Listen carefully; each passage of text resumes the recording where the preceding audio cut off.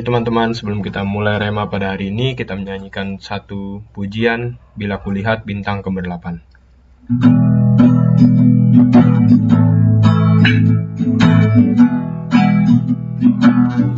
Bila kulihat bintang gemerlapan dan bunyiku dengar, ya Tuhanku, tak putus aku heran melihat ciptaanmu yang besar. Maka jiwaku pun memujimu, sungguh besar Kau Allahku. Maka jiwaku pun memujimu, sungguh besar Kau Allahku. Bila kulihat bintang gemerlapan dan bunyiku dengar,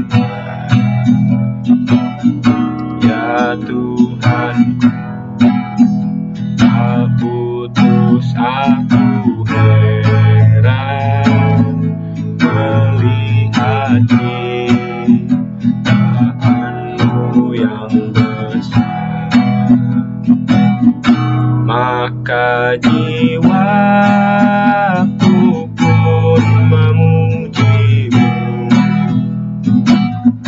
sungguh besar Kau Allahku. Maka jiwaku pun memujimu, sungguh besar Kau Allahku. Sungguh besar Kau Allahku. Sungguh besar Kau Allahku.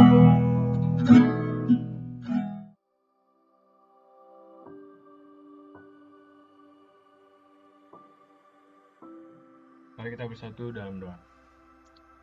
Kami bersyukur Bapa kalau Engkau sudah menyertai kami dalam istirahat kami tadi malam dan kembali membangunkan kami pada pagi hari ini Tuhan untuk boleh memuji dan memuliakan nama-Mu serta boleh membaca sedikit dari firman-Mu. Sebentar kami ingin baca sedikit dari firman-Mu Tuhan, bukalah telinga kami, bukalah hati kami, sehingga kami boleh mendengarkannya dengan baik dan boleh menjadi rema dalam hidup kami. Hanya dalam nama Tuhan Yesus kami sudah berdoa dan bersyukur. Haleluya, amin. Firman Tuhan hari ini diambil dari Lukas 19.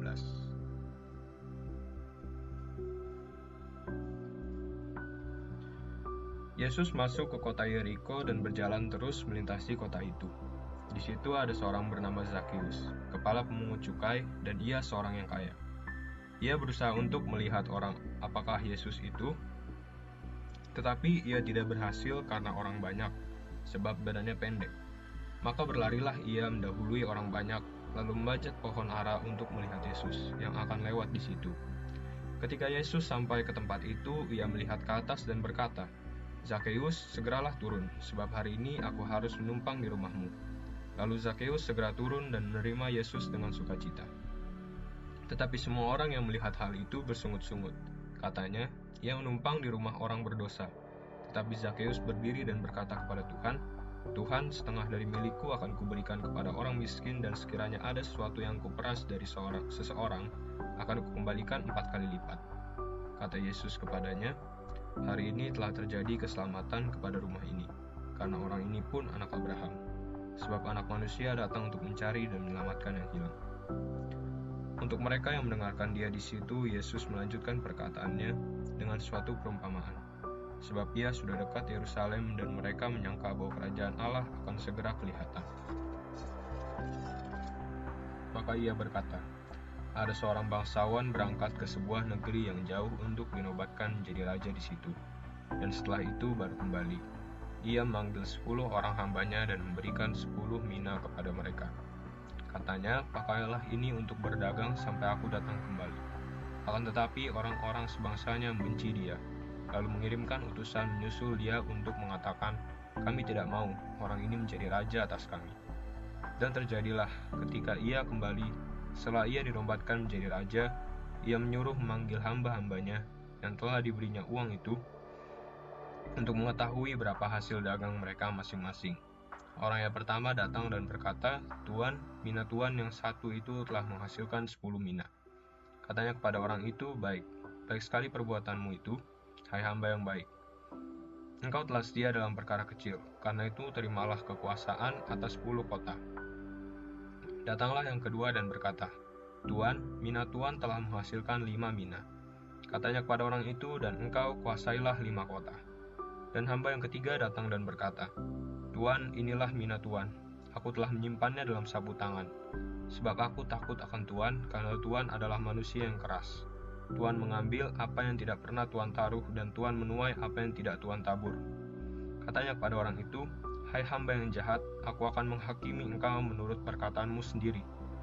Engkau sudah tahu bahwa aku adalah orang yang keras, yang mengambil apa yang tidak pernah aku taruh, dan menuai apa yang tidak aku tabur.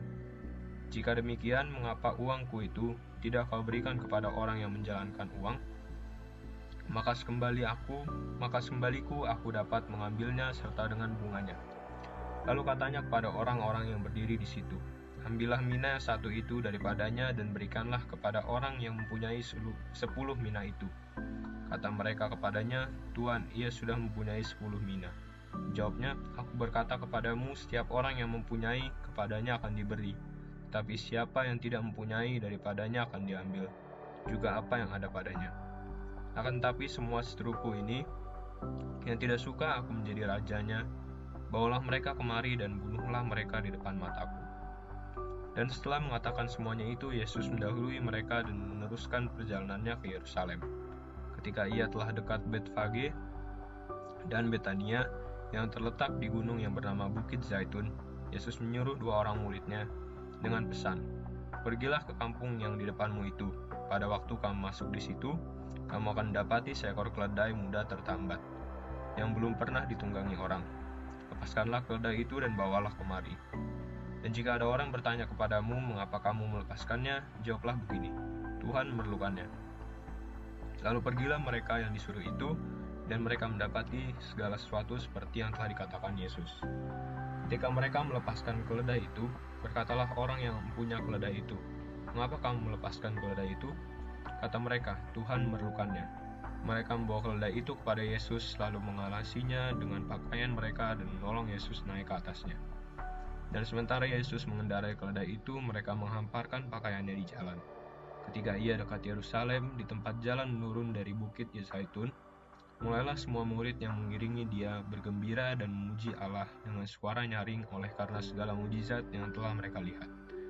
Kata mereka, diberkatilah dia yang datang sebagai Raja dalam nama Tuhan, damai sejahtera di sorga dan kemuliaan di tempat yang maha tinggi.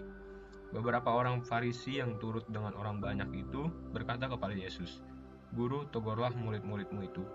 Jawabnya, aku berkata kepadamu, jika mereka ini diam, maka batu ini akan berteriak. Dan ketika Yesus telah dekat dan melihat kota itu, ia menangisinya. Katanya, wahai betapa baiknya jika pada hari ini juga engkau mengerti apa yang perlu untuk damai sejahteramu. Tetapi sekarang hal itu tersembunyi bagi matamu. Sebab akan datang harinya bahwa musuhmu akan mengelilingi engkau dengan kubu, lalu mengepung engkau dan menghimpit engkau dari segala jurusan. Dan mereka akan binasakan engkau beserta dengan pendudukmu, dan pada tembokmu mereka tidak akan membiarkan satu batu pun tinggal terletak di atas batu yang lain. Karena engkau tidak mengetahui saat bila mana Allah melawat engkau. Lalu Yesus masuk ke bait Allah dan mulailah ia mengusir semua pedagang di situ. Katanya kepada mereka, ada tertulis, rumahku adalah rumah doa, tapi kamu menjadikannya sarang penyamun. Tiap-tiap hari ia mengajar di dalam bait Allah. Imam-imam kepala dan ahli-ahli Taurat, serta orang-orang terkemuka dari bangsa Israel berusaha untuk membinasakan dia. Tetapi mereka tidak tahu bagaimana harus melakukannya, sebab seluruh rakyat terpikat kepadanya dan ingin mendengarkan dia. Mari kita bersatu dalam doa. Kami bersyukur Tuhan untuk firman-Mu yang baru saja kami baca Tuhan. Biarlah kami boleh mengerti apa yang hendak Kau sampaikan kepada kami melalui firman-Mu ini. Boleh kami terapkan dalam sepanjang kehidupan kami, boleh kami pelihara dalam hati kami, dan boleh menjadi rema dalam sepanjang kehidupan kami. Hanya dalam nama Tuhan Yesus, sertailah segala kegiatan kami Tuhan, sertailah kami dalam segala kegiatan kami yang akan kami lakukan, baik itu PJJ Tuhan maupun kegiatan yang lainnya. Hanya dalam nama Tuhan Yesus kami berdoa dan bersyukur. Haleluya. Amin.